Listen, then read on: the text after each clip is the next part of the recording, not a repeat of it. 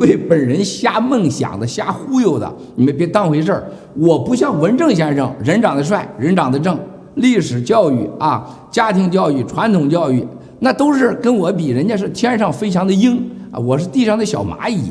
所以你们啊，只当成一个娱乐参考而已，别拿着文正先生这个节目的水平来看文贵。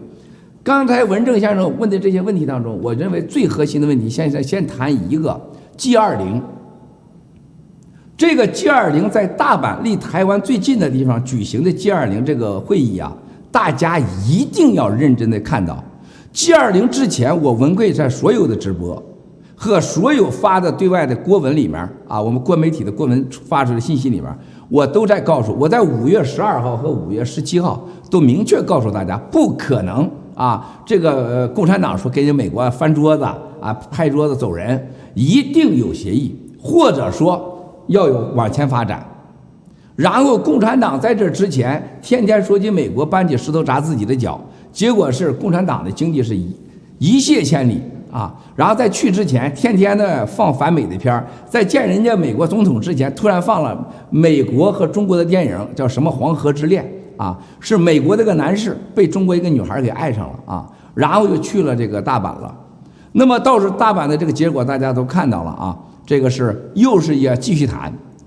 那么在昨天网络上有一个传送的很广的一个视频啊，是美国前白宫的斯拜丁将军。斯拜丁将军的接受采访的时候，总体概是明确告诉说，中美之间不可能有协议，永远都不可能有。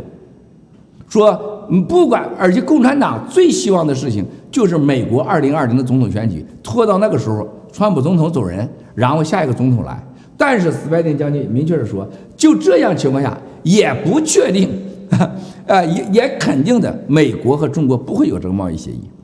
那么说到这里的时候，我希望告诉大家的问题，中美之间最大的较量能讲述的地方是什么？是台湾啊！很多台湾人不去关心这个事情，包括你们正在选举的总统候选人啊，这个郭韩科啊，郭韩科这仨家伙，他根本不去在乎这个问题，他只想当选，他不想问这个问题。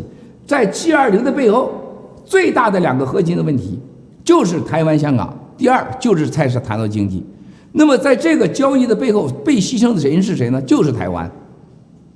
在今天的共产党所有的上层政治斗争当中和想维系政权当中，其中一个核心的要素啊，过去几十年屡试不爽的，就是拿着操弄台湾议题啊，团结党内的所谓绝大多数党内共识，然后操纵民粹啊，打压台湾和香港。那么这个时候，这台湾应该看到什么问题？台湾应该是内部人应该问问了啊，到底台湾出现了什么问题？台湾不存在统和独的问题，台湾哪有统独啊？你能统吗？现在你台湾都举手说我想和你统一，您告诉我怎么统，用什么方法统？你说我独，你敢宣布独吗？宣布独的结果是什么？内部就乱了啊！所以我认为台湾要有一个真正的一个新办法，不要在被共产党操纵了几十年的统独问题上，让台湾失去一切机会，最后被人家消耗殆尽。台湾需要的是什么？台湾自治法啊！什么叫自治法呀？啊，自动的决定了治理台湾的办法啊！我以前提过这个概念。就是现在我台湾，我也不去打谁，你也甭打我，我设定 N 个条件。当我台湾有外兵入侵啊，不包含中共，包括美国，包括任何国家，我台湾自动独立，全民保卫啊。如果我台湾有任何外来势力和政治要来试图统治台湾，让台湾没有民主自由，或台湾经济和人民的安全各方面受到威胁的时候，设定个标准，台湾自动进行独立，然后从那天起，台湾人民这个对自治法进行表决以后啊，一系列的标准，台湾不谈统不谈独，谈统谈独就是要被惩罚的，就要负上刑事罪行。台湾人要跨越这个几十年几辈子人啊顶在脑门上2个大字啊，简直是这个大石压顶啊，就是统独的问题。在 G20的问题上，你看看第一个问题，先给美国说啊，我慢慢会公布的。听说习主席啊，就是拿几页纸，往对面一坐，啪啪啪啪的念，念到最后的时候说，我们的红线，我们的利益是什么？台湾啊，必须保持现状，啊，最终啊，你一定要配合我们统一。台湾啊，是我们的领土不可分割的部分。台美啊，这是中美之间的联合公报，是核心基础，双方利益基础。这叫双赢，就是双赢。问问啊，这据参加会说问问。然后第二个要讲的是我们互相尊重 ，mutual trust， 问问。最后一条强调的就是台湾的问题你不能碰，台湾的一切你都不能碰，这是我们俩现在还能坐着说的核心基础，啊，没人谈这个问题，我可以肯定是这个结局就是这个，啊，而且要求不但川普总统和美国现任官员不要碰台湾的问题，啊，其他关于台湾的各个方面问题都不允许谈，都不准碰。香港问题还算摆在往上很小的问题，什么概念呢？文正先生和台湾的同胞们，所有的美中之间所有的交易和所有的好和坏，最后对台湾人全是坏的。台湾人5800亿美元的 GDP， 将近6000万美元，2300多万人，啊，而且台湾是有本钱做好的，什么都做好。台湾我说有5个心，这5个心要是保持好了，台湾什么都是伟大的啊。第一个，台湾是中国人，也可以说是中国历史上几千年来保留下来的文化中心。这就能看出来共产党是流氓中心，爹亲娘亲不如共产党亲，啊！现在共产党去干嘛去了？玩人家爹，玩人家奶奶，玩人家妈，玩人家姐姐，玩人妹不玩，还玩9岁姑娘去，啊！他是流氓中心。所以说，台湾是什么？台湾是儒家、啊道家、佛家各种历史优良的文化的中心，这个绝对不能丢，这是中华民族最重要的，台湾最伟大的价值。第二个，台湾是可以说中国人民中华民国保留下最重要的，啊，是到现在为止是中国人最需要的宗教中心。台湾到处有庙，到处有道场。啊，有儒家中心，最后一个，这个中国可以说最伟大的一个啊，这个哲学家，就是最后留在了台湾。啊，那么你就想想，这个是什么概念？中国人几千年的文明，共产党到处瞎胡吹，他知道什么呀？他什么也不知道。共产党是一个黑社会中心，玩的是厚黑学。那么中国人民文化中最主要的就是佛教啊、道教、儒家。那这些东西的真髓在哪？在台湾，这些东西不能失掉，啊。第三个，中国人在全世界现在最牛、最有地位的是什么？科研人才多，啊，然后教授多。说白了，一大半江山是台湾人撑起来的，就是台湾是中国人、亚太人的科研中心。科研中心，共产党是什么？是科技的偷盗中心，他专偷人家技术。所以说，这个华人这个牌子是被共产党彻底给砸了，这个王八蛋是彻底给砸了。凡是中国人地方，就像我在那个联邦法庭韦石、熊宪民这帮家伙一样，骂人、粗口碰瓷儿、假文化。那么在人家台湾出来都是教授，你到硅谷，你到这个曼哈顿的医院，很多都是台湾人医生。结果呢，共产党一吹牛都是这是我们华人啊，台湾。大陆都是华人，但是台湾现在的华人和大陆华人真的不一样。这3个中心是台湾的基础。现在我们还有第4个中心，共产党最害怕的、最不想要的啊，他是一切都听党的，一切都是党的。这全人类到什么时候了？一切都是党的，一切都听党的，这叫什么？这是强盗中心啊！土地归国家的啊，政治私有化，政治先给党化，企业给党化。党完了给家庭化，家庭化了给几个个人化，所有私人财产全部被公有化，公有财产被国有化，国家的权利被私有化，啊，这不是强盗中心吗？而台湾是我们中国人最追求的啊民主自由的中心。台湾人用过去的几十年证明了啊，大陆人的我们黄皮肤的 DNA 细胞思想没有问题，文化没问题，到了台湾你看到了，我们做到了。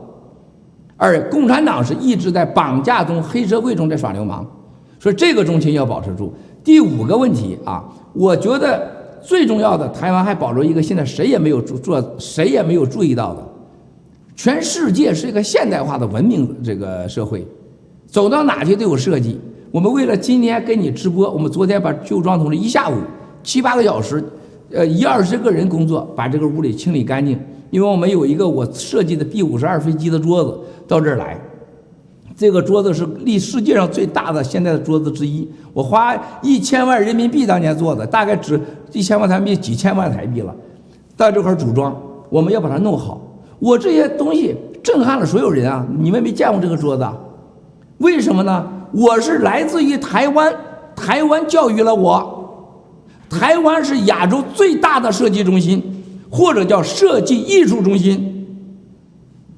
在全世界的公司里面啊，有多少设计师都来自于台湾的，啊，多少伟大的建筑师都来自于台湾的。你看台湾，你背后那个建筑啊，101层，101层是台北政府啊，也跟这个当时的洪国家族啊，林鸿道他们一起合作的，他们 build 来的这个东西。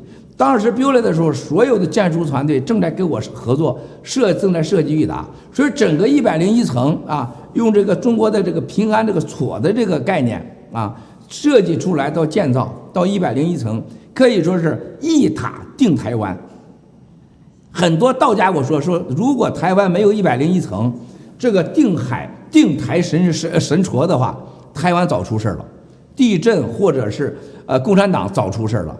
因此说那个建筑镇住了台湾，啊，这整个团队从开始 build 这个地啊，到时候是你们那个林太英啊、李登辉时代啊，我那时候跟洪国家族特别好啊，这个李登辉还听说天天往他们那块跑的时候，那个时代已经过去了啊。所以看到台湾的建筑、台湾的城市、台湾的艺术、台湾的设计、台湾的酒店、台湾的服务，是世界上非常高的级别的。这个设计和艺术中心可以说把中国人的智慧、聪明发挥到正道了，而不是大街上碰瓷儿去，而不是去造假去，不是造假疫苗啊，也不是说今天像这个阿里巴巴呀，像中国这个百度啊，垄断以后抄人家市场，啥都抄人，像华为完全偷人家、抄人家的。那么同时你也可以看到台湾像台积电这些大的这些企业、科技企业，都是台湾的核心支持。所以这5个心是台湾的核心基础，是5800亿。我认为5800亿主要来自这5个核心，这5个核心没了，什么都没了。那么 G20 的时候，为什么能成为这个核心呢？因为共产党非常清楚，台湾人有的，共产党现在绝对没有。他不想跟你来商量怎么合作，跟你学习，他想抢劫，这就叫统一台湾。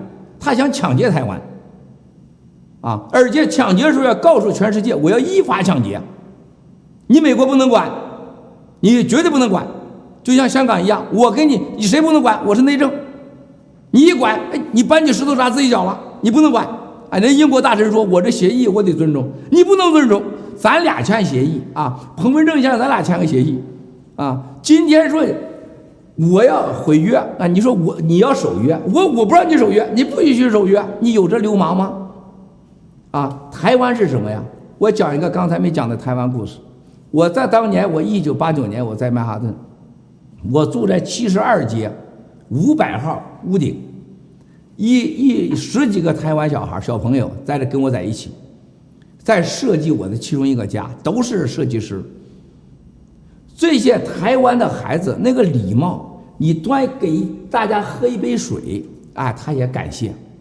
有时候我带他们出去吃饭，都是先感谢，吃完再感谢，啊，然后我给大家买点水，他也感谢，啊，领着大家出去玩一玩也感谢，我车多，随便让他们开我车，他们也感谢。那个礼貌，那个尊重是发自内心的。辛勤的，真是晚上有很多次，就是晚上我屋就3个卧室啊，他们离开，有时候一晚上就躺在地板上，都是这样子的。这些孩子，我回到中国以后，他们到我公司有工作的，在中国待了大概4、5年。由于在我那儿认识了全世界最牛的建筑师、室内设计师，啊，其中的一个人，一个女孩子，就到了新加坡一个最大的事务所去当人家的中国区代表，后来就成了合伙人了啊，一下子飞起来了。她家是台北木栅的，这个女孩非常漂亮。有一次到米兰参加家具展，每次这些人都去，我也去了啊，我爱看这些东西。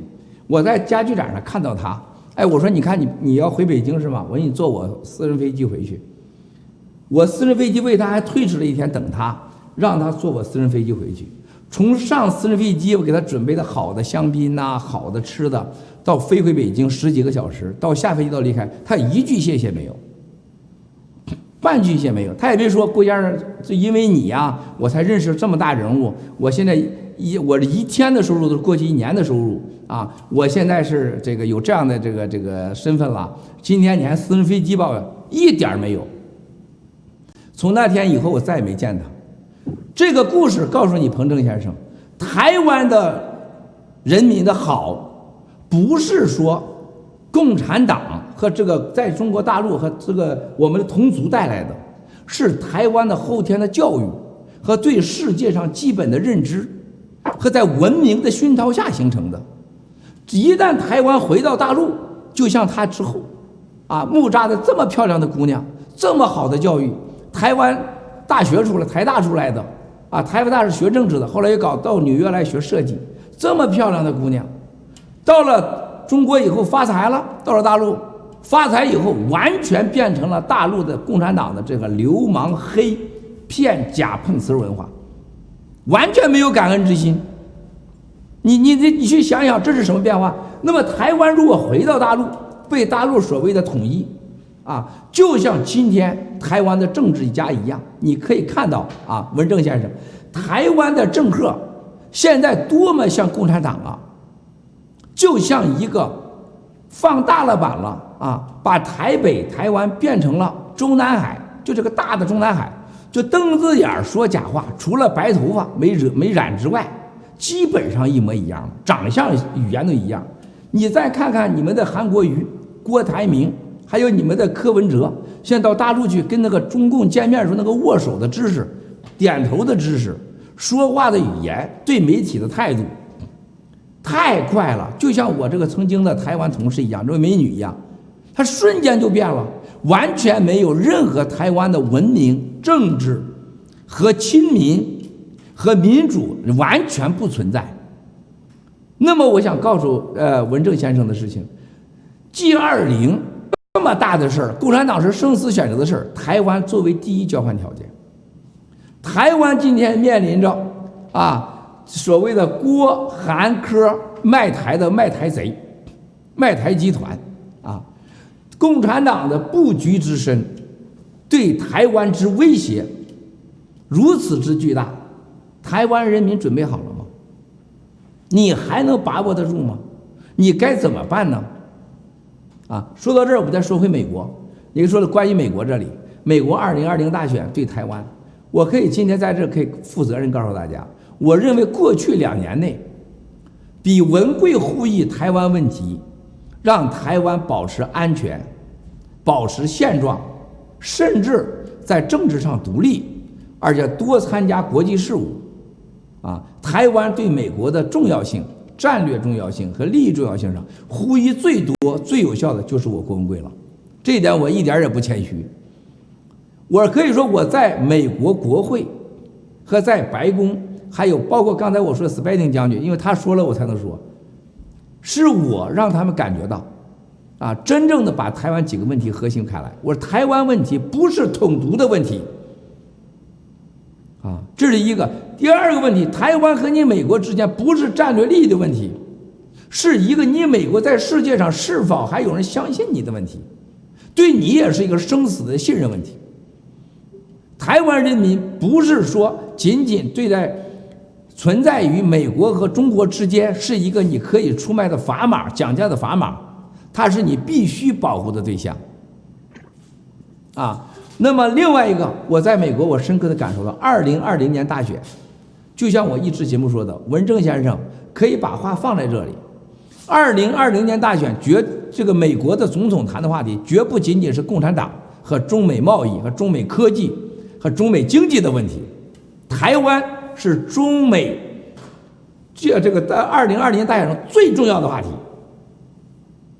我在华盛顿最近已经深刻的感受到了，为什么共产党最怕的就在2个问题上，美国出招。第一个就是台湾问题，现在整个华盛顿那个 K 街老 K 的街、骗子街，到处都是来游说。第一问题是台湾，第二问题是香港，第三是华为。共产党早就没有兴趣跟你签这个什么贸易协议了，他已经通过货币操纵把你加的税消掉了，他保持你不加就行了你别再增加就行了，就增加我也能撑下去技术偷盗、技术封锁，这是一直以来的事儿别打金融战，这就够了。核心的问题，台湾问题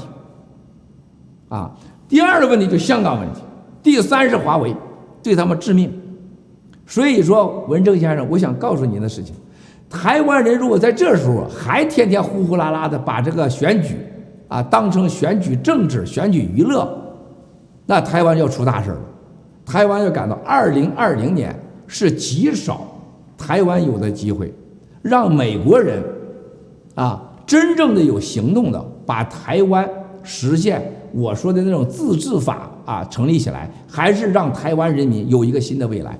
比如说一个最核心的问题，文正先生请注意到，在这个台湾保护法刚刚通过的时候，参众两院，文正先生，你知道这个事情有多大吗？看我的视频，我在1年多以前我就说过，我当时说这话的，我很多朋友给我打电话，台湾朋友说，文贵这话说的早了，这话说的过了就有像人批评你一样说的过了。我说一定会发生的，一定会发生。为什么文正先生我总是老蒙对呢？他有个常识，当川普总统上来的时候我对川普总统我还是有些了解的，我对他周围的庞皮奥、John Bolton 包括原来的 Tillerson 包括史蒂芬·班农我们的朋友，包括现在的身边的几个核心人物，我是了解的。他们的内心世界对台湾认识和过去是不一样的。其中我在国会山见几个人的时候，他们明确的告诉我说，台湾问题如果我们不要采取一些立法行动，台湾一定会被哪个疯子总统给卖掉。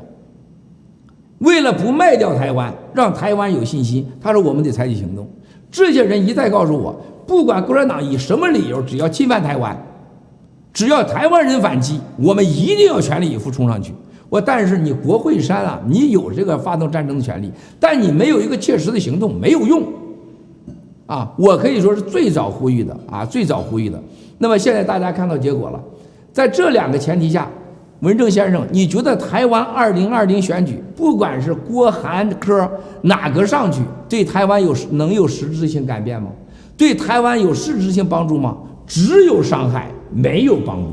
这仨家伙上去全完蛋我不知道您怎么看的，我先说这2个问题，你对我这台湾的浪漫故事你怎么看的？我请您指示一下。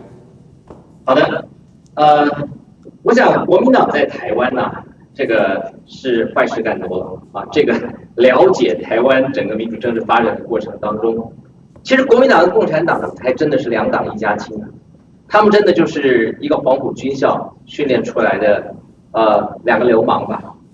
那这个其中一个流氓留在中国，一个流氓来到台湾，流氓也干了这个40-50年，慢慢的学习了文明，而台湾人付出的代价是鲜血，是抵抗，是一波一波的镇压，所以才有今天台湾的民主。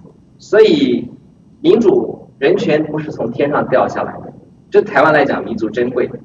那回应郭先生的话是说，其实台湾的人民很可怜，400多年来一直被殖民，西班牙、荷兰、日本一路下来到中国，对台湾人民来讲，中国也是殖民台湾的，因为蒋介石带着殖民的心态来到台湾的。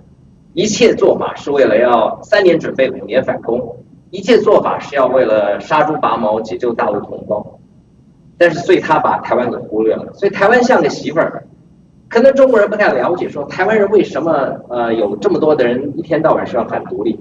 其实台湾是在争一个东西，就是400年来台湾人应该不要再被殖民了，是这样的一个情况。所以对台湾人来讲，1945年这个离开了日本的殖民，1949年国民党又来台湾，用殖民者的心态统治台湾。那个时候把台湾所有的人当次等公民，从中国来的所谓的外省人，现在虽然大家相处的融洽，但是在蒋介石的那一代是垄断了台湾所有的特权跟利益，把所有的上层阶层全部让给了这些人。郭先生，你可能不了解，那个时候台湾的考试，公务人员是有考试的，公务人员考试的录取比例是按照各省来做比例，所以台湾人呢，人口占了75%，却只能分到1/36的这个名额，所以换句话说，变相的去加权了大概2700倍给这个所谓1949年来台湾的这些那个时候就是所谓的外省人。这有一些历史的记忆在台湾人的心目中是特别的不好，但是我也同意郭先生讲，就是今天在台湾确实是统是独，似乎台湾人自己主张不了，有很多来自外界的压力。但是我这边也要讲一件事情，就是说包括我前一阵子我们在推的洗澡联盟或者冬奥证明，其实我们只推一件事情，就是台湾的前途呢，应该由台湾2350万人自己来决定，是要往左走往右走，在现况不动，或者您所说的台湾自治法，其实就是我们台湾所说的要自己制定一部和台湾的宪法，而不是拿这个蒋介石拿到台湾的宪法一打开一看，中国大陆现在所有的土地还是台湾的，那么只是台湾暂时呢没有办法给予那里的治权，所以还是一个反攻大陆的思维。那么对台湾人来讲，就是一个虚伪的宪法，是一个不合逻辑、不合现实的宪法。所以台湾人现在要的一个事情是拿回自主权，这个概念有点像香港，就是说我们香港要干嘛呢？让香港人自己来决定。香港的不是特首，是我们香港人民普选出来的。那么这样子，我们才可以让这个林郑月娥这样的人成为我们香港公民的仆人，叫做公仆。我们人民要你干嘛，你就干嘛。所以讲的白一点，大概台湾人在争取这样的一个概念。所以我相信有的时候可能在中国的一些朋友们，或者是全世界华人，有些中国人不是挺理解台湾人的心情啊，大概是这个样子。那么我也非常谢谢，我也很同意，就是说你刚才讲的那个台湾的5个心，这个5个 center 中心的概念，台湾有它的历史渊源，就是说我们受了美国文化的影响，受了日本文化的影响，受了西班牙、荷兰各种文化的影响，所以可能台湾人在民主历程当中有比较多的机会对全世界开放，所以我们学了一些世界的好处，当然也许学了一些坏处，可能比现在的中国人稍微幸运一点。因为中国改革开放也就这20-30年的事情，所以我希望台湾人、中国人全世界的华人呢，能够共同追求一个民主自由、人权的信念。我在美国念书的时候，回到1990年代，那时候我好几个好朋友的中国来的留学生，我们谈天谈地，谈南谈北，很好的哥们儿。那么当时唯一谈拢就是我说台湾应该主张独立，他们没法接受。但是经过了几十年以后，我们在美国碰到，在香港碰到，他就跟我说：“哎，现在我的看法跟你一样，就台湾人应该有权利自己选择自己的国家的未来。”但是我还是这么认为，我觉得天下之事合久必分，分久必合。如果我们看400年前的中国，400年前的台湾，或者我们有机会去预测400年后我们子孙看到了台湾，看到了中国，或看到了亚洲，会是一个什么样的情况？其实都说的言之过早。重点不在于什么国或国有多大，重点在一个国家有多文明。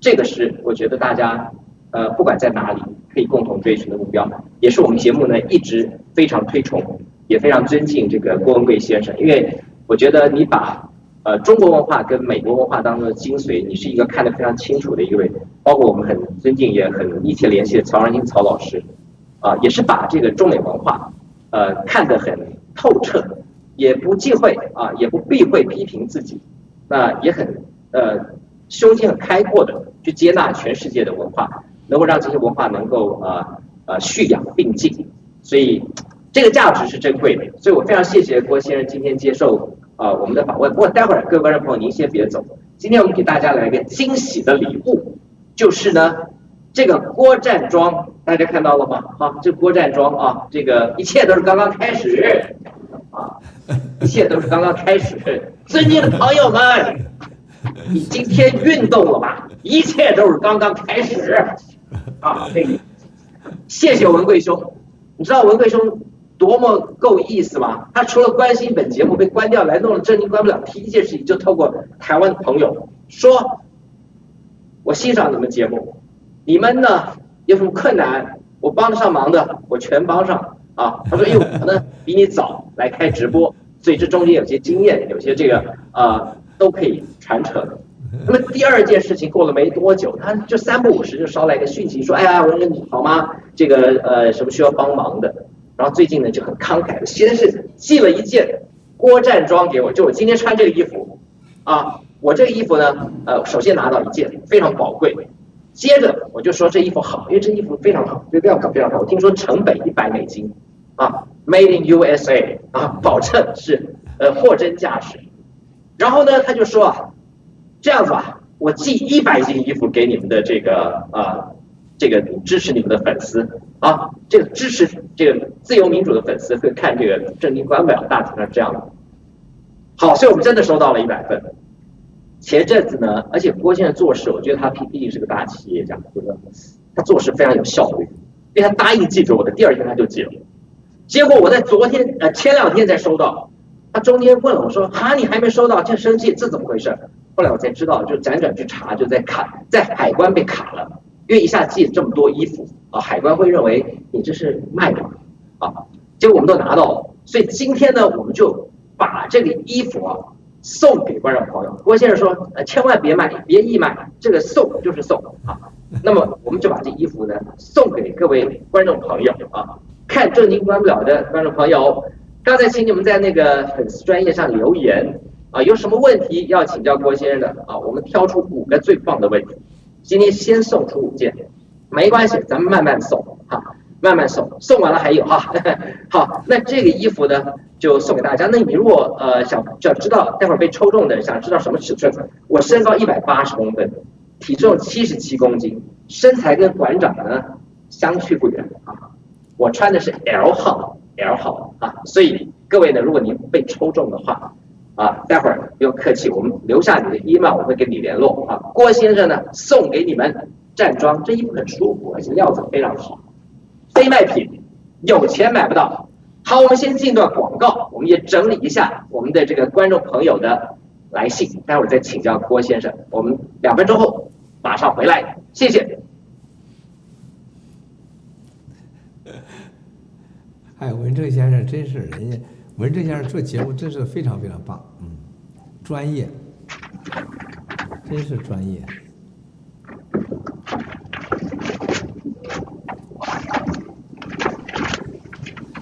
你们俩刚才把这个屏幕显示忘了给我了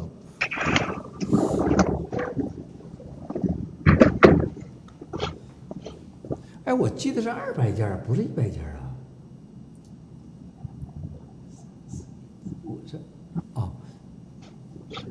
我记得是200件你要问一下。对呀，这个可以吗？非常好非常好。那个李松等一下结束的时间，你开一下门，我跟他讲。等一下结束的时间顺其自然没有关系，我们必须要，我们可以顺其自然，什么时候结束就是我这边收，就不需要抓整点。网友 ID 可以念没关系，因为他们不愿意留，我请他们到 FB 私讯给我。他们的 ID 他们不留 mail， 对，他们不留 mail， 他们太怕我了。我懂。对，反正就把 ID 念出来没关系。50秒 ，OK。你能不能把他桌子两个箱子给拿掉？刚才你俩傻子。好，自然，很自然，相当自然。因为真正的有装嘛。好可爱啊，还中，完全弄好了，市场那边还没完全弄好。老师，我回来先理个，他们人离开。他说他们人先离开了，所以等下可能先就是认明你的画面而已。因为郭文贵他们先离开了，就是画面当中先没有他们，所以先弄你的画面。好。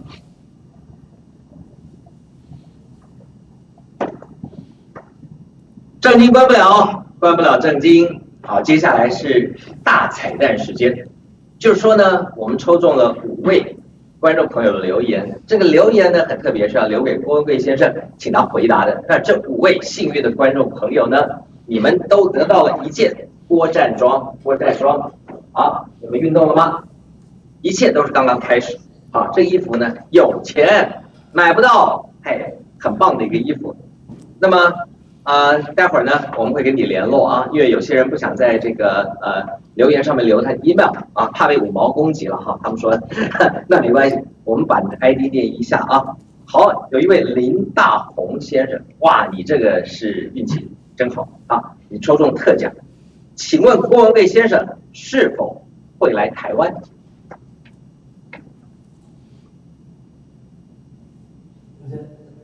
好，我现在可以回答了啊！谢谢这位林先生啊，这个问题我一定会去台湾的啊，一定会去的。我在美国驻台湾办事处的很多人啊，原来都是驻北京大使馆的，美国驻北京大使馆的这几个人呢，几乎同时都移去了台湾啊，都是我很好的朋友啊，他们希望我能去台湾，去台北啊，我相信很快会去台湾的，而且到那时候我希望。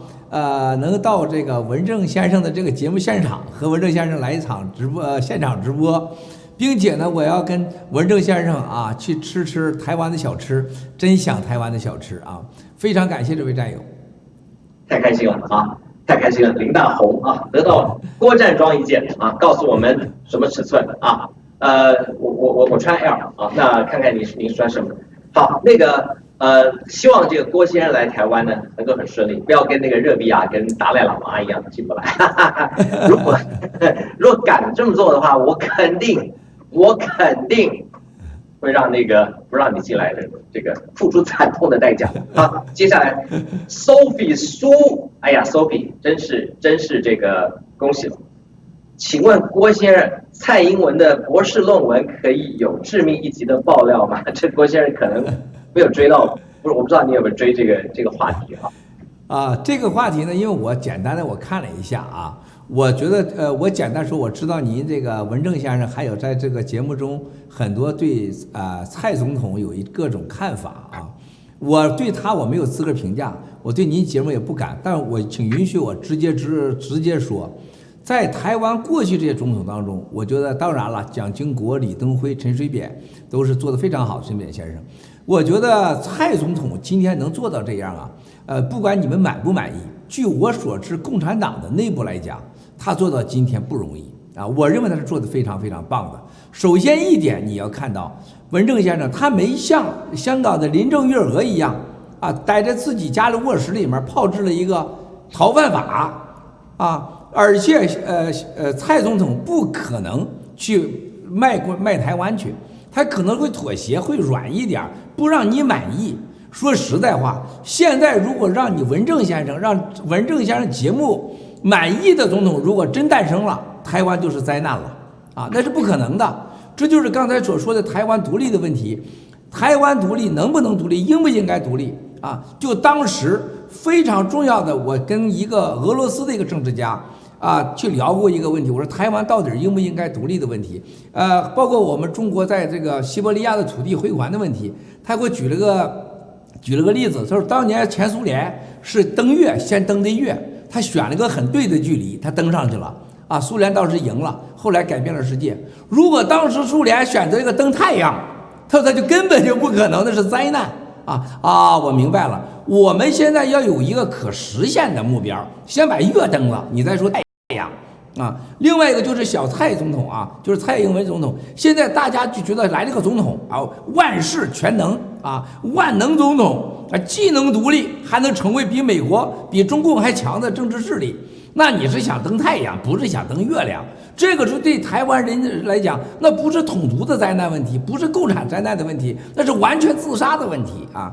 所以我觉得对蔡英文总统，他首先没卖台。你看看香港的逃犯法，香港的逃犯法的手段和逃犯法的整个计划，包括一些这几天发生的事情，包括躲在家里面，包括这4个最有权力的人啊，郑若骅啊，这个律政司，然后李家超保安局。对不对？然后警察头子卢伟聪，加上林郑月娥，全香港政府没人说话，没有任何官员了，就剩他4个了。什么概念？全来自于上海帮。上海帮里边的孙立军就是一大流氓，然后是孟建柱，然后王岐山，然后是共产党中南坑，然后这在香港就乱来了。那孩子跳楼才20多岁呀！你见林郑月娥有一点难过了吗？她有2儿子，那人家的孩子不是孩子吗？所以说，林郑月娥这种毒辣野心啊，你超出想象，她是个母亲。人家蔡总统也是个女士，她最起码她没卖台湾。你要把那个郭台铭，你要把那个科比，你要把韩国瑜选上，他不是你卖台湾的问题。文正先生，我给你保证，这仨谁选上总统，你在台湾活着都很难，绝对比蔡英文总统难。他真的会按照共产党的要求。给你设置个罪啊！彭文正先生强奸了，彭文正先生强奸少女了，彭文正先生贪污了，什么手淫死，什么罪都可能给你冠上去，因为你太帅了，太聪明了。这仨人给你一比，妒忌。第二，共产党拿你实在生你的气。我为啥要上您节目啊？文慧是第一次啊，处女秀上跟人家连线，我是第一次啊，跟真正的在国外美国转连第一次。你说你唯一一次，每天都有。为什么很荣幸上你这个处女秀？因为你在很多有良知人当中，大家都知道，文正先生不是人长得帅，不是节目专业，而是你现在说的话，你做的事情是就绝大多数人的利益，是良知，防止台湾被出卖，防止台湾弄出一个这个逃犯法。你想想，文正先生当年的台湾有一个叫李文哲的社科院的，李登辉时期的。又大帅哥，个高，特别棒啊！文字创造了这个陈水扁、李登辉最关键人物。后来又被抓到台湾有个叫李文哲的，还有台湾最近这几年，你一定要看到，在孟建柱的时代，每年上百个、几十个的台湾籍的在海外的所谓的电信诈骗被直接抓回大陆去。我请问一下子文正先生，有没有台湾人问一问？这些人，李文哲，还有这个间谍罪，还有一个这个每年上百个人从外国抓去，这是什么法？台湾不是一个独立的国家，没有一个独立的国家的权利。那你是用什么法把台湾人给遣返回去大陆的？在大陆受到什么样法的照顾？你引用的什么法律？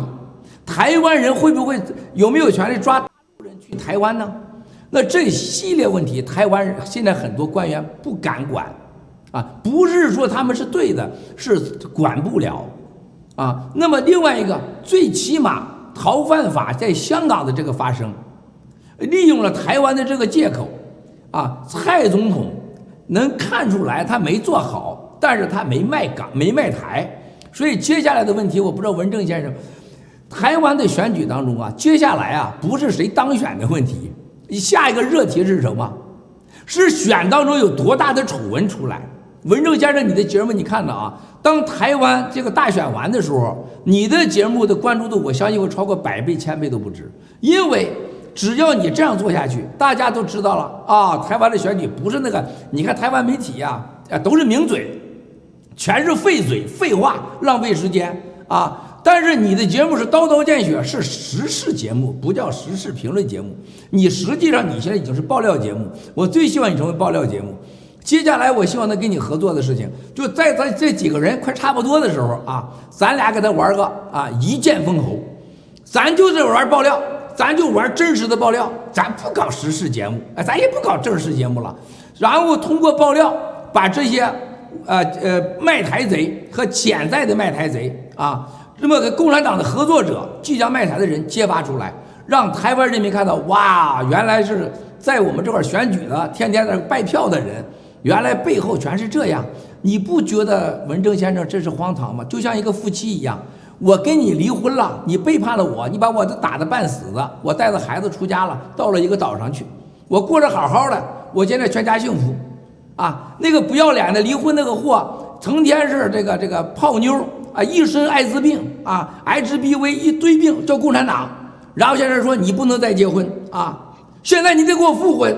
他每天旁边是一堆的人啊，他连个畜生都交配。现在让我回去跟他结婚，我不给你复婚，我也不给你宣布离婚，行不行？我也不再婚，不行，你必须回来，只有统一。然后就天天绕着人家院子呀转来转去，让这屋里扔砖头、扔大片啊，然后威胁，然后拿着钱拿出来甩人家。人家还不理你，在里边好好过日子。哎，不，你家现在谁管你家？我要说了算了。这就找出来了3个代表啊，叫什么？郭台铭、韩国瑜、柯文哲。你觉得他仨是何能何德呀？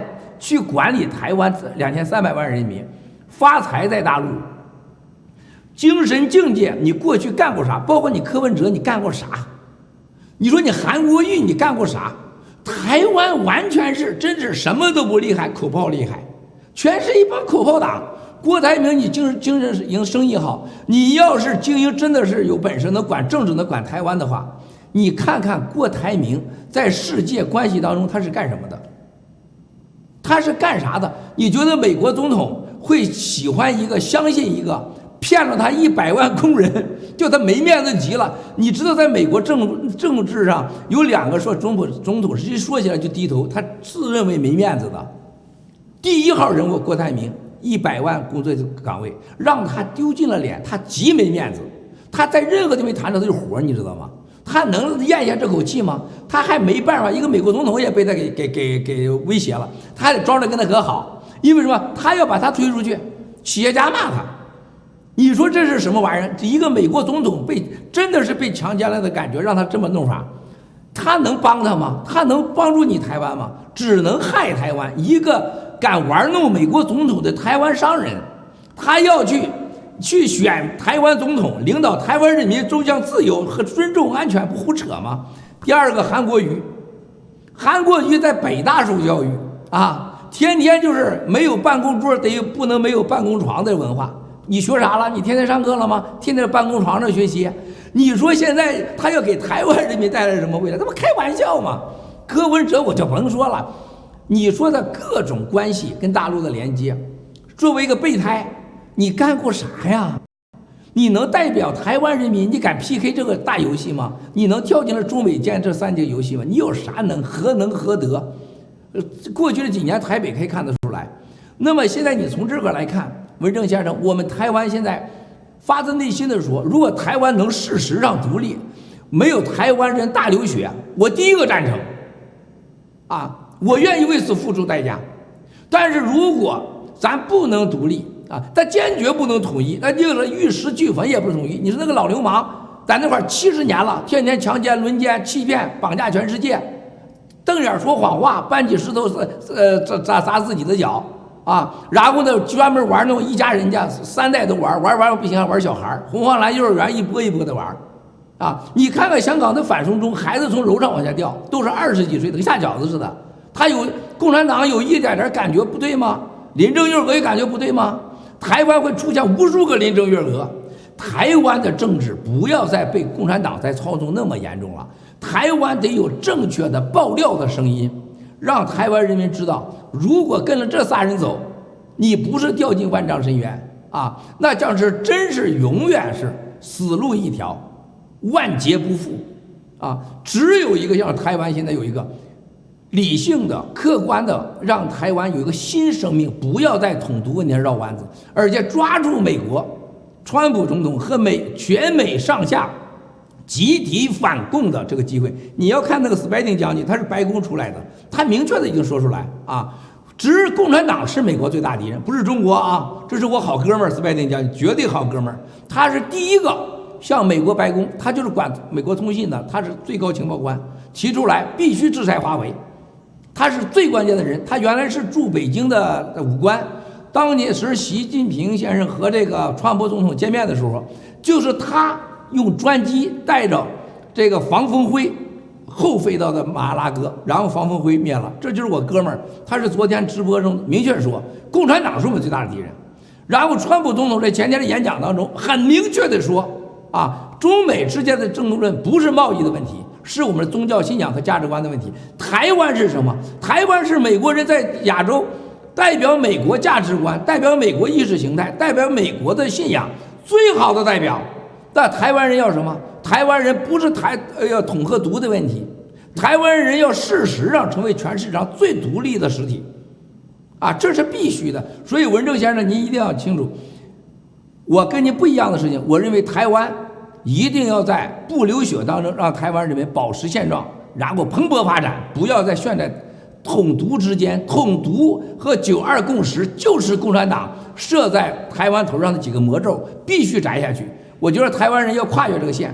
另外一个，保持着这个台湾的5个心的同时，要充分的抓住这个机会，在美国和中国之间有一个真正懂国际政治、有信用的领导，给台湾人民一个崭新的天。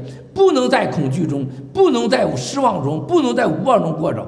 特别是经济上不管是李登辉的借机用人也好，什么过今天的改革开放也好，前向西前进这个大陆也好，什么都不要。我认为台湾无论是经济，无论是政治，无论是任何文化，都不能再抱有任何幻想，而且你不可能再有一个这么历史性的机会，全美国上下全力支持台湾的时候，你选出一个烂总统来，那你就完了。要选出一个能让美国人相信，能让美国人这个确实能指望，能让台湾人不疯狂你直接就宣布独立了，那是不可能的。你要能做到的当然好了。那么在这个时候上，台湾人民一个没有台湾这个统独意识和9·2共识围绕的这3个紧箍咒，一个新的台湾时代，我叫台湾新时代这是我真正希望的。我也希望咱们的正经节目真的成为台湾的良知节目，而且成为台湾的爆料革命节目。而且在这次大选当中，我希望你能起到一个当年文贵在奥运会的时候，我一剑封喉，拿掉了这个刘志华，差一点拿到王岐山，3000个政府官员和商人被抓。可以说我是直接把奥运会的什么 One World One Dream 同一个世界同一个梦改成了叫绿色奥运然后奥运会在北京巨大成功，我唯独郭文贵一人昂首于奥林村那么我同时现在成为了共产党最大的敌人，通过爆料革命唤醒了全世界知道了共产党不代表中国，共产党不代表中国人，包括台湾和香港。我希望咱们正经节目有一个核心的目标独立或者是小蔡当不当选，这事儿跟我认为这都不是正经节目你能拿到的真正的实际的目标。您的实际目标就是让台湾有一个新时代，新时代就是不被9·2共识，不被统独和美中政客之间操纵的牺牲品和工具，而台湾人民有一个理性的新的选择，叫台湾新时代。我认为这个意义做到了，你就必须要影响这次大选。这次大选我可以告诉你，我们绝对有把握改变共产党这个布的局但是是谁当我真不知道，最好你去选文正先生，我们都选你。现在请您新指示文正先生，谢谢。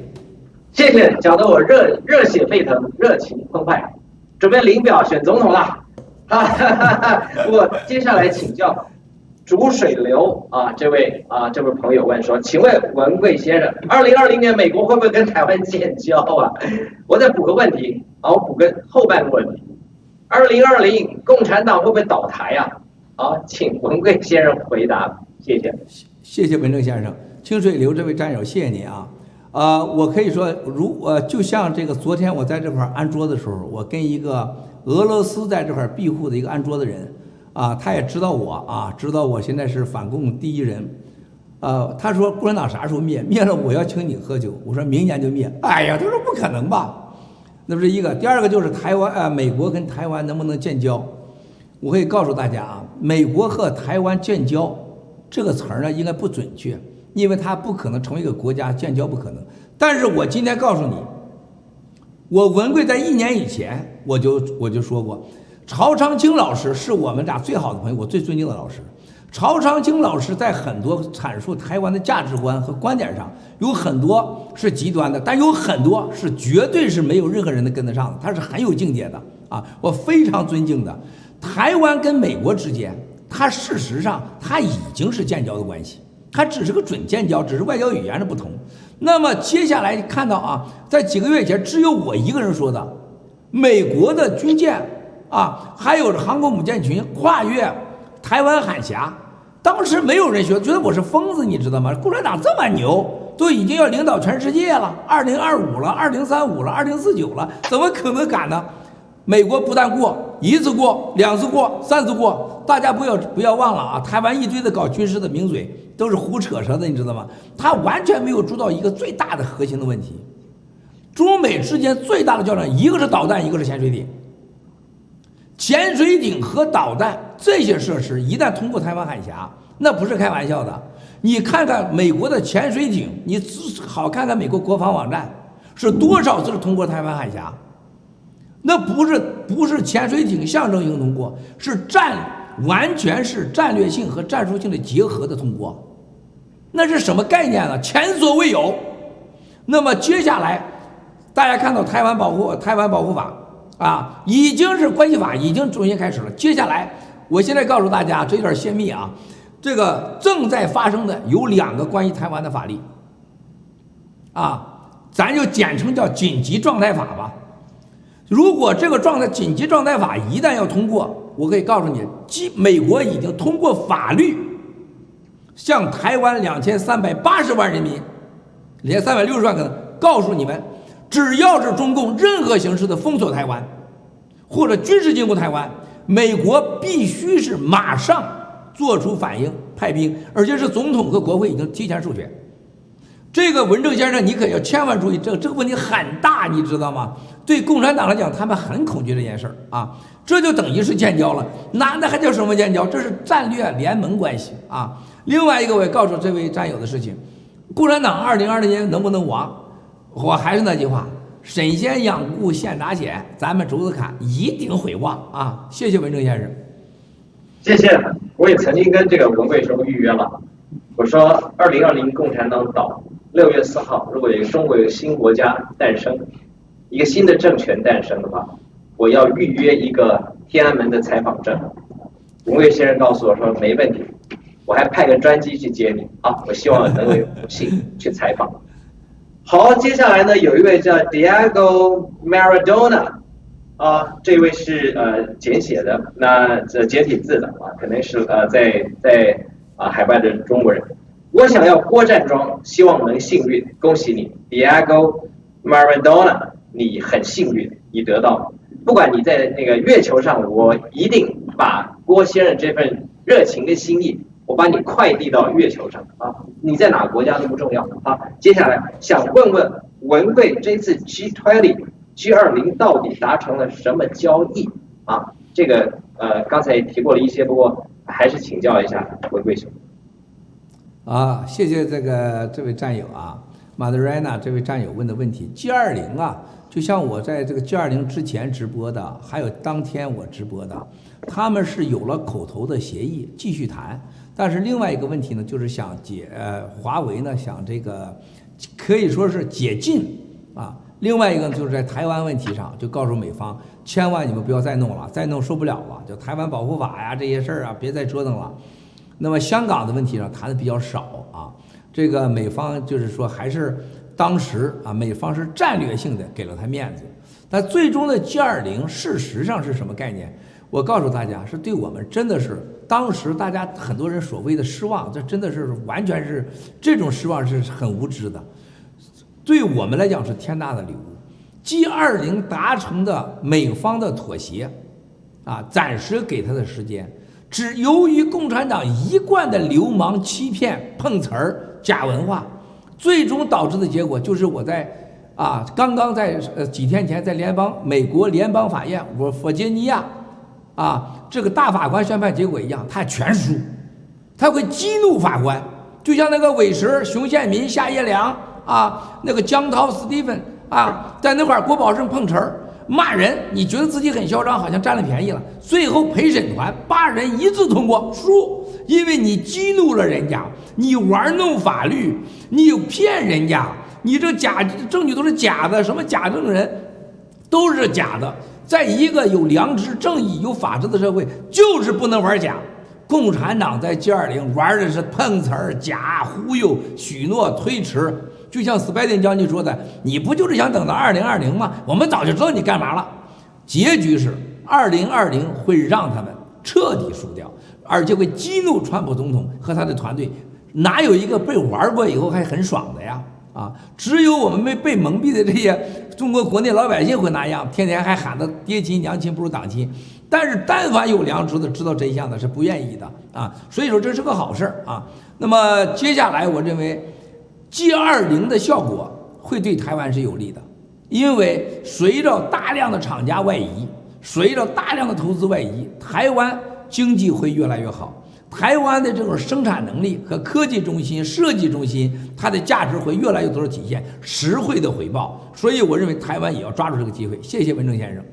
谢谢洪贵兄。最后一个幸运的这个战友叫做甄鹤雅，这个字、这个词儿、这个名字挺有趣的。我看应该想一想，应该是台语叫金后亚吧？这个叫很有钱的意思。哇哦，很有钱的，那应该多抖内一下，这里关不得了。他的题目叫做“不知道下一届还是习大大吗？”好，谢谢甄和雅这位战友台湾有一个名嘴太多名嘴了，台湾叫陈文茜是吧？一个女的我跟她打过交道。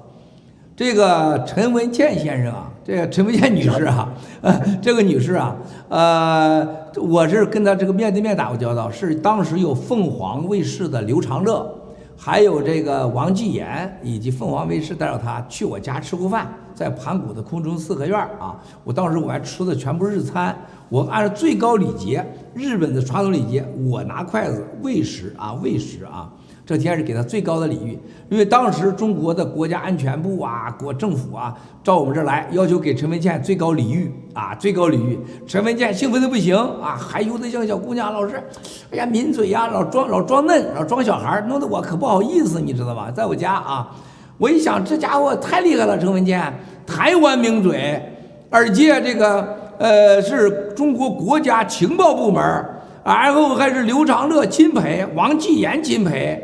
王继言是副部级待遇，这个刘长乐同志是准部级待遇，凤凰卫视是100%的这个安全部的这个企业。你想想，咱私人企业家是被强奸对象，你必须听人家的是吧？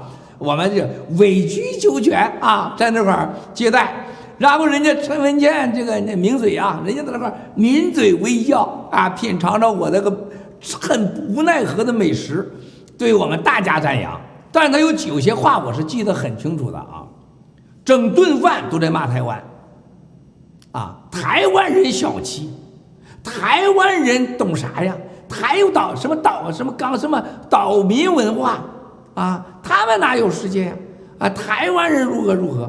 这和我当年看到一个叫刘家昌的一个歌手是一模一样。这个刘家昌每天晚上必须夜总会选2到3个姑娘每天晚上见他以后，在香港跟向华强一起吃饭，都差点 PK 死人了。这哥们儿走出来选2个姑娘，选了一个韩国的，选了一个一个某个小国家我忘了，一个咖啡色的一个亚洲人，满嘴骂台湾，就台湾人狗屁不是。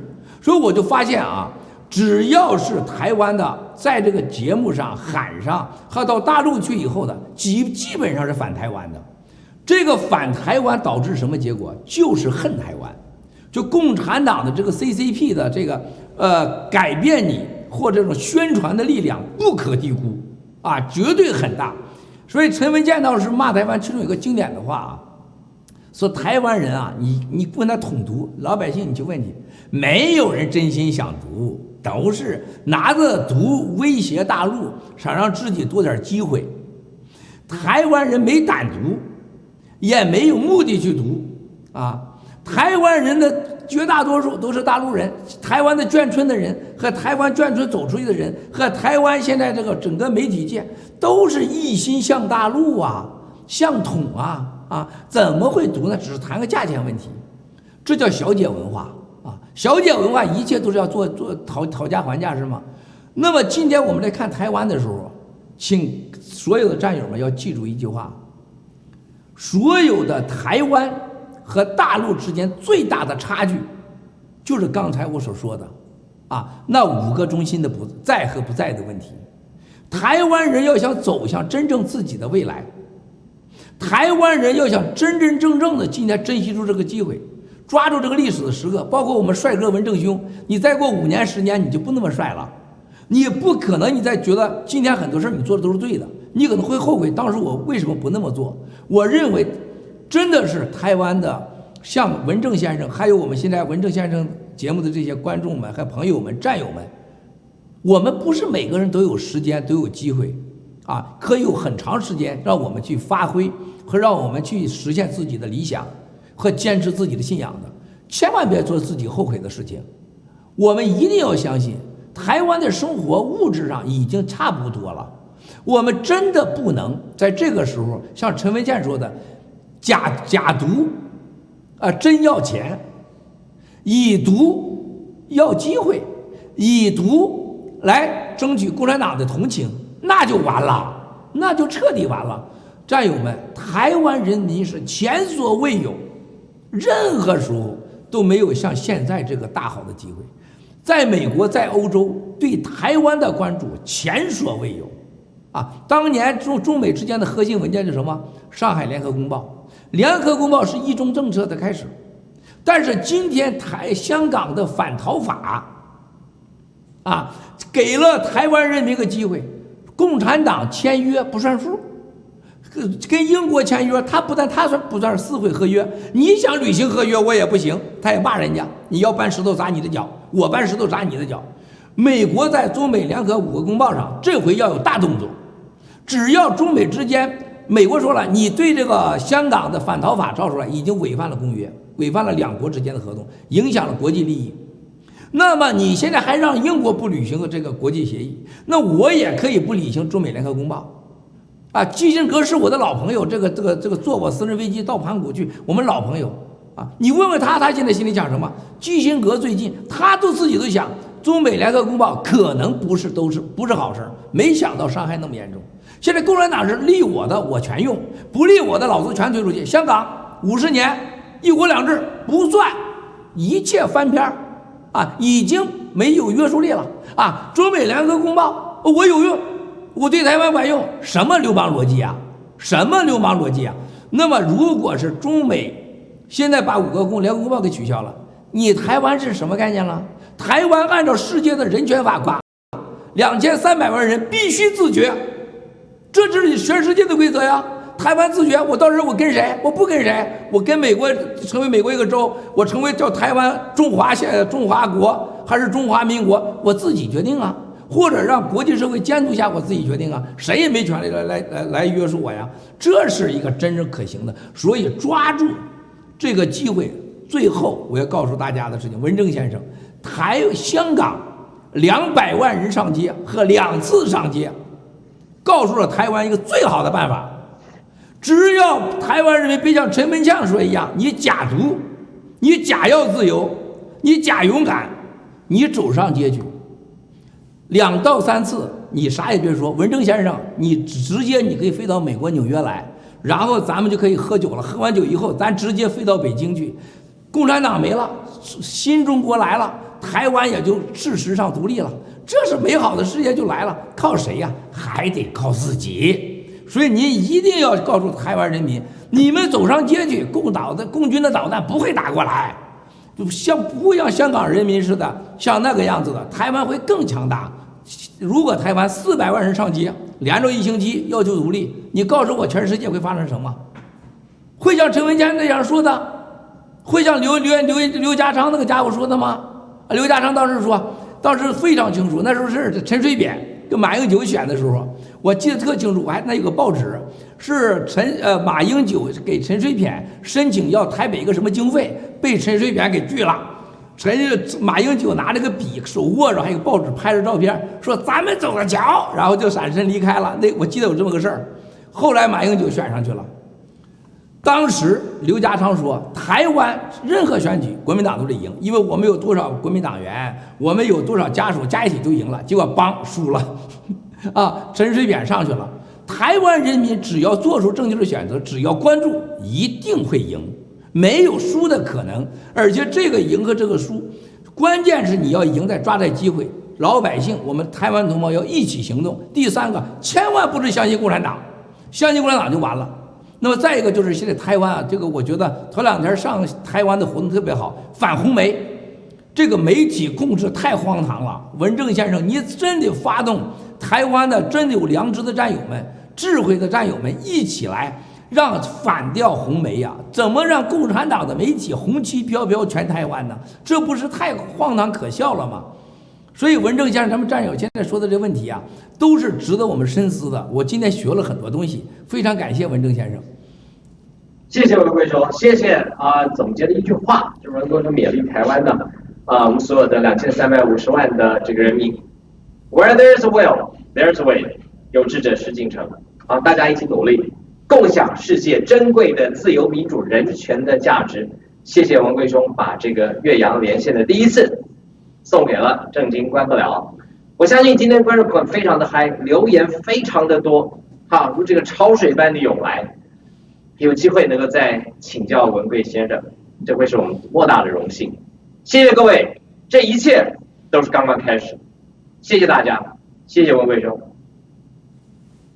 谢谢文正先生，很荣幸的接受文正先生这个采访，我也很兴奋，感觉好像意犹未尽的感觉。国媒体呢，接下来我们不会关掉，我们休息5分钟，我一会儿会讲一下这个国媒体最近发生的一些事情。那么我会继续的直播，大概几十分钟一会儿呢，班农先生会带着几位朋友会到这个我们这儿来一起吃午餐来开会。今天下午，在这个之前呢，我想说一下其他的几个问题啊，我们就不再占文正先生的节目了。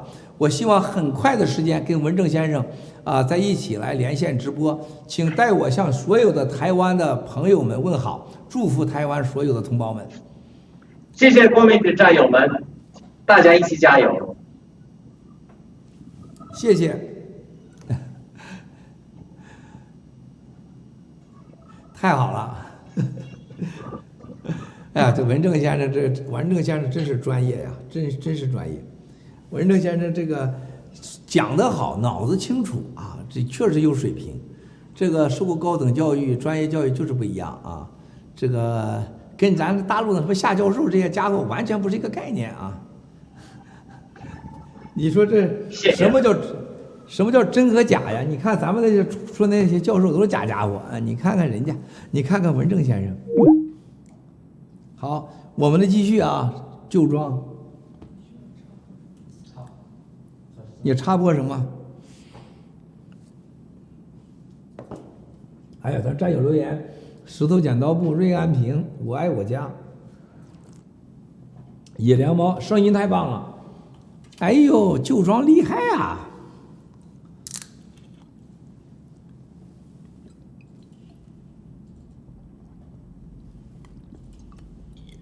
好，那我开始插播。好。台湾朋友非常开心，李培喜、猫烟的小火车、稳赢、CNMCCP、野良猫啊，谢谢彭先生，彭先生，文正真的是棒棒的啊。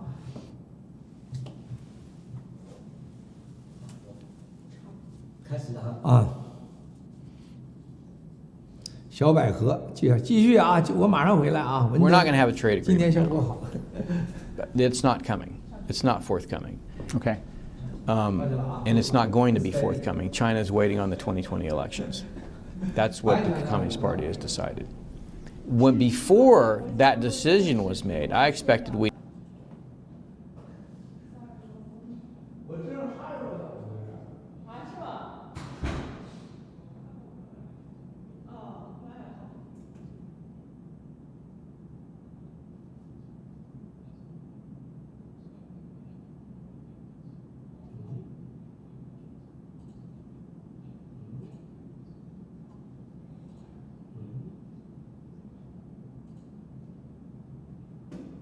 Way that preserves their freedoms, and whatever candidate does get elected, better understand that the most significant threat to our future prosperity and freedom is the Chinese Communist Party.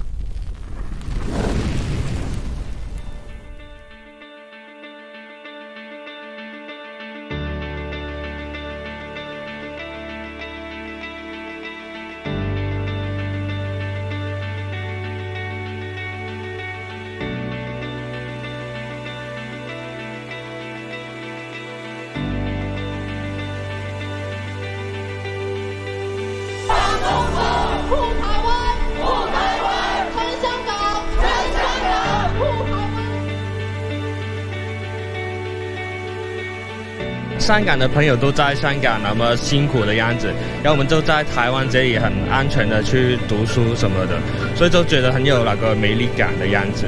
我觉得不能接受这件事。我们这个只挂了2天，整整2天的时间，然后就有很多同学来响应。那我们其实这个主要是希望可以在放暑假以前，可以借由这个在校园推动的行动，可以让回到香港的同学我们要向他们表达我们对他们的支持，这样子。你看到政府并没有要妥协的意思，那你自然会觉得心灰意冷。我觉得如果有一个人就是收到这张卡片，然后可以再坚持一下，再对这件事情有信心一点，那我觉得就值得。撑香港，撑香港，反送中，反送中，撑香港，撑香港，反送中，反送中，撑香港。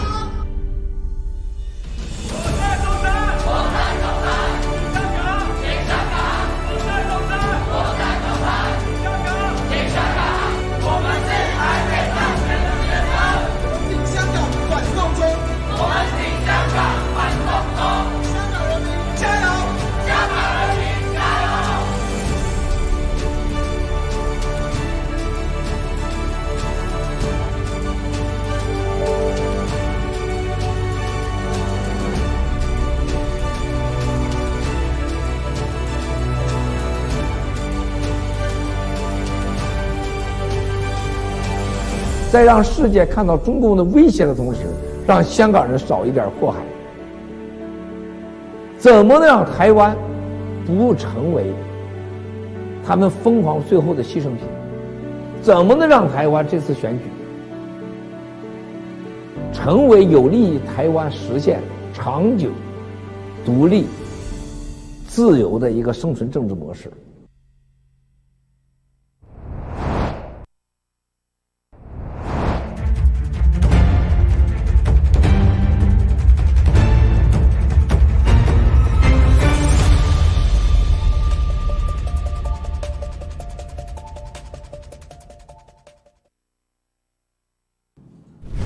哎，我这胡子像都弄没了。这个亲爱的战友们，刚刚真的和这个咱们台湾的文正先生啊，这个一个多小时吧，1个半小时，我的娘嘞！哎呀，这忒快了。这个文正先生就能体现出来这个台湾的教育和真正台湾的素质和大陆的不同。这个我看到了我们所谓的夏叶良啊，夏叶良，我给你们举个最简单例子啊。在开庭中间的时候，我们翻译奶奶一直在翻译，说他是台北副教授，就是他用了一个deputy professor， 好像这个词儿，英文单词。在休场的时候啊，这开庭休息的时候，夏叶良走过来了，抄着手，然后这样晃的，就是大陆那个官派，然后这样还手都抄着，就是所有那天伪类们在后面骂人的都有一个习惯，把手放在兜里面。或者是这样，都这样，就没有一个人正儿八经站着的，坐在椅子上一定是屁股出溜下去的，肩一定是斜的，然后睡觉的时候，要不哈喇喇就醒，每次睡醒都要快掉下去的感觉，啊，这就是当时的韦石、江涛，还有那个什么张伟，那个烂人，那个孙子，这个家伙神经病等着吧啊，就这帮人啊，还有那个李鸿宽，都这样啊，都这样。然后就抄的手，然后就这样，然后呢夏叶良呢抄的手就是过来了，走到那个范一乃的前面，因为在法庭上一个高法官台，非常的雄壮和雄伟，下面是备审席和原告，人家范一乃在原告席上，他走过来，当时我就看到那后边的那个厅的那个法警啊，就看着想干名字要干嘛去了，指着那个范一乃的说。你刚才翻译是错了，不叫 deputy professor 啊，加了个什么词儿啊？就是助理呀、助理什么这个叫副教授。范一乃人吓愣了啊！范一乃呢是在美国长大的美华人，对大陆这完全不懂。然后好，然后我们的律师当时就问一下他，就给他记下来了，因为这在庭上是不允许的啊。当时我就想。